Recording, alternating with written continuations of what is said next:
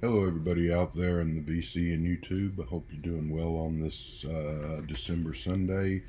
So, I'm here to do a contest response video for Sam St. John, who is doing a contest to celebrate his 2 years of having a YouTube VC channel. And so it's Sam St. St. period John, if you want to look up his channel. He's a good guy. He's got a good channel, a lot of fun stuff and good information there. Check it out. Maybe jump in on his contest and subscribe. It's 5 questions, pretty easy going. So I'll get straight to it. His first question is to show your favorite box set. And got a lot of box sets, so there was a lot of stuff to choose from.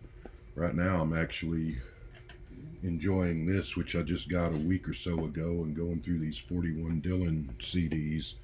Been a lot of fun because I have quite a bit of Dylan, but most of it's from the 60s and some stuff beyond that. But there's also quite a bit that I just never got around to getting or listening to. So I'm up to this one now. I'm going through them in order of the box there. And it's all his albums with the exception of the bootleg series stuff, and there's several live albums in here. There might be a few live albums left out, greatest hits and stuff, but it's all his studio albums otherwise. I except for the very latest one, and I think the triplicate's not in here, so there might be one or two, but it's almost all of the studio albums.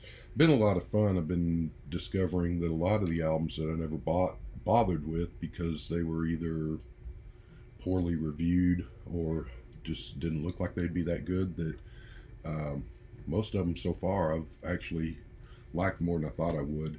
But that's not going to be my favorite pick. I thought also of going with these two 13th Floor Elevator box sets. This one's a vinyl set, and this one is pretty much the same thing on CD. Great Texas band that's probably know You're Gonna Miss Me was their big song, but they've got a lot of good music other than that. So that was fun. A couple of box sets. And I could Beach Boys Smile, The Kinks, Village Green, Beatles box sets, McCartney. There's just could go on and on. But what I'm going to pick, since it's Christmas time, Sufjan Stevens Silver and Gold. It's a vinyl box set. I should have opened this to check, but I think there are 5 albums in here. And there's an earlier set. Hold on a second. Should have come prepared. Here's the earlier set. This one only came out on CD, as far as I know. Never came out on vinyl, and it's 4 or 5 CDs in there of Christmas music. And so, pick this because it's Christmas season. I'm a big Christmas music fan.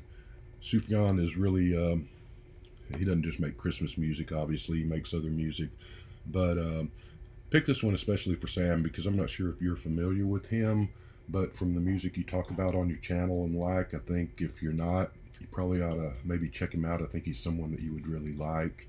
He's all over the place, stylistically and genre-wise, but mainly sort of a folksy, some rock, even gets into some weird techno and stuff. But what these were, and there's all, besides the CDs and the albums and the other box sets, there's all sorts of uh, knickknacks and doodads and coloring books and posters and stickers and all sorts of fun stuff that makes box sets exciting. But he did these little Christmas EPs originally just for his family and friends, never intending to release them commercially.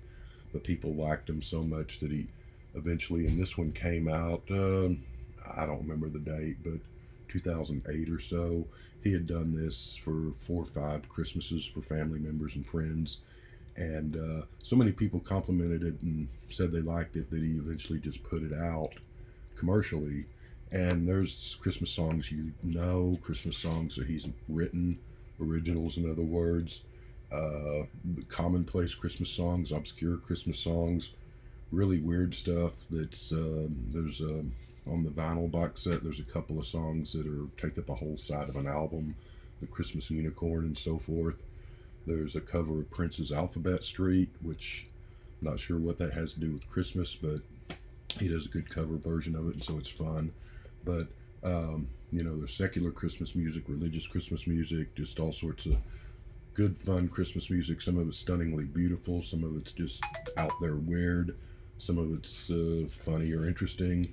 It's all over the place, but it's a lot of fun, both of these sets, and I think they're still available. I'm pretty sure this one is. The other one on vinyl, I think that's also available on CD. I'm not sure if the vinyl sets are available anymore.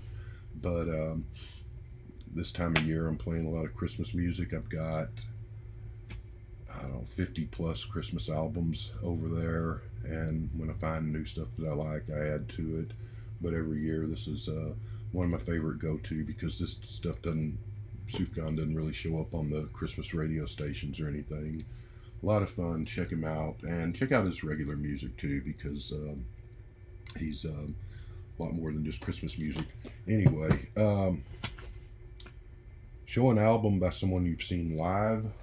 I've seen a lot of people live, so there was a lot of choice there too. But I went with The Clash, and I was fortunate enough to see them twice, in 1981 and in 1982. It was really fun. I saw them in 81 at a place called the Bronco Bowl, which is long gone. A little small concert hall that held about 1,000 people. Not a bad seat in there. A lot of great bands. I saw the Pretenders, the Clash, the Go-Go's, a lot of those. This was back in the early 80s when MTV was just starting out and still worth watching, and a lot of those cool punk rock and new wave bands were around. A lot of bands like that. The disappointing thing about the Bronco Bowl show is that the next show that I saw there, which was the Animals reunion tour, the Pretenders, one or the other, I can't remember, I figured out that you could go around the back of the building where the bus was, hang out for a while, and the band would come out. So I got to meet Chrissie Hynde, got to meet the Animals, some of the other bands later, the Stray Cats and so forth. But I didn't know that, unfortunately, when the Clash played there, so I didn't get to meet Mick Jones and Joe Strummer and the Clash, unfortunately. Then in 1982, they actually played the US Festival, a big concert festival in California that was like a 3 or 4 day deal.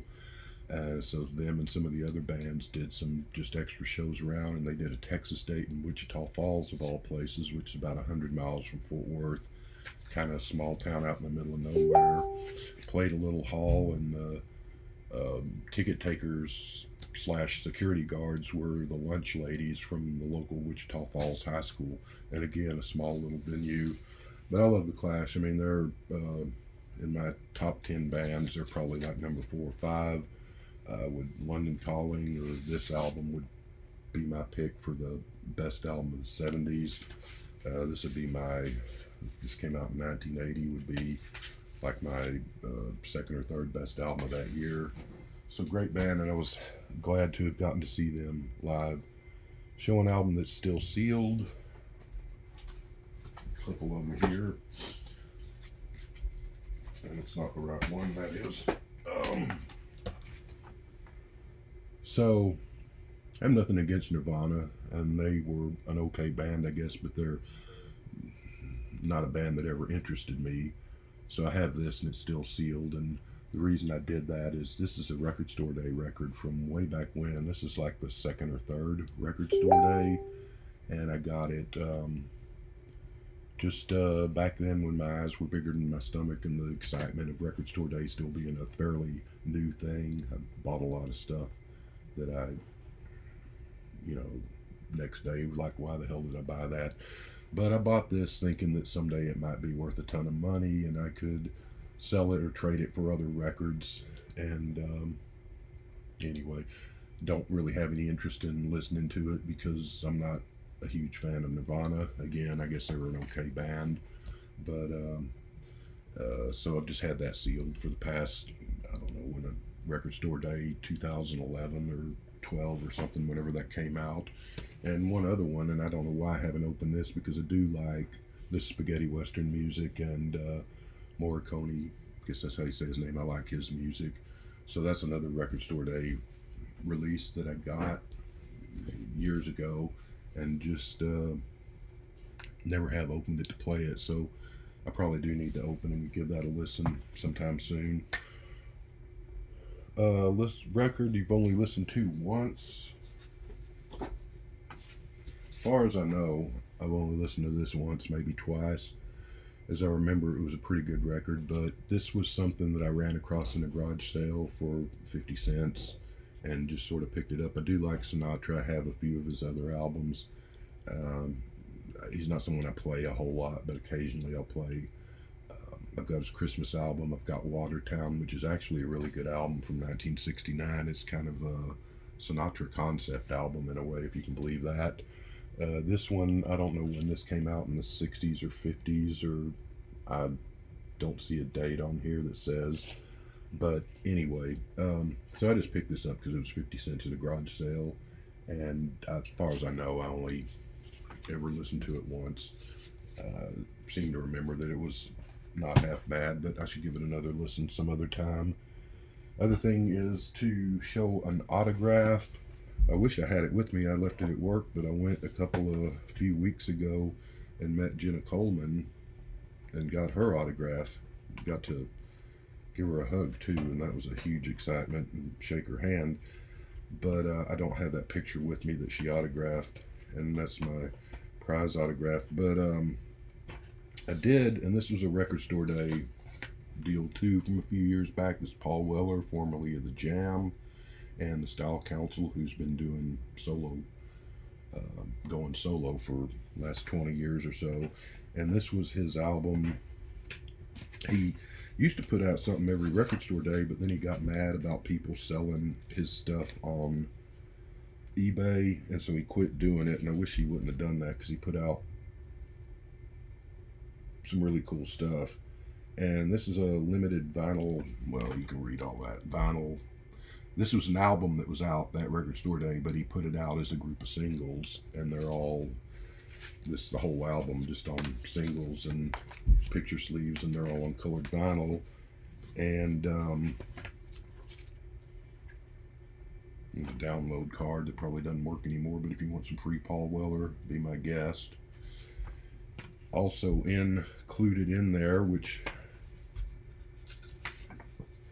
I didn't know, is a poster signed by Paul Weller, and as far as I can tell, that is an actual signature and not just a printed poster. So the Jam are my third favorite band after the Beatles and the Kinks. Unfortunately, I never got to see the Jam live, and I never got to see Weller live because he plays mainly over in England and Europe and doesn't come to the U.S. very often. When he does, he just tends to go to New York and L.A. and doesn't get into the rest of the country too much. So that's one of the few people that I really want to see that I never did see live, and probably never will, but never know, maybe hopefully someday. So I think that is everything, and good luck with if you jump in and join the contest. Thank you for holding the contest, Sam. Got a great channel. The prize, by the way, I think is an Amazon gift card, he said. But more than that, go over and check out his channel. It's a good guy, good channel, good content. Have a good Sunday, and